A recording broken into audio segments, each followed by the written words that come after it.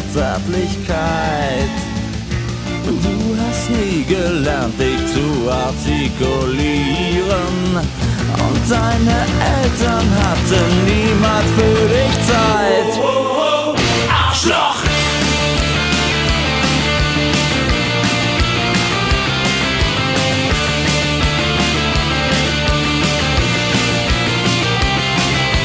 Warum hast du Angst vorm Streicheln?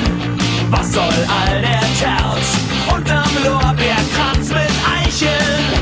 Weiß ich, schlägt dein Herz und Romantik ist für dich nicht bloß graue Theorie.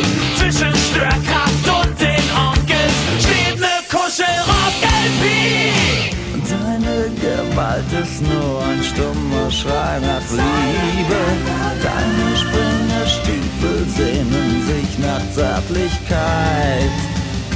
Du hast nie gelernt, dich zu artikulieren, und deine Eltern hatten niemals für dich Zeit.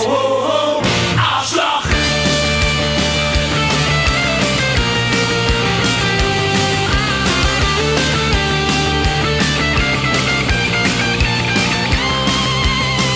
Weil du Probleme hast, die keinen interessieren, weil du Schiss vom Schmusen hast, bist du ein Faschist.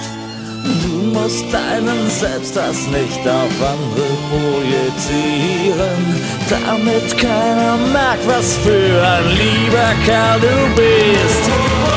Deine Gewalt ist nur ein stummer Schrei nach Liebe.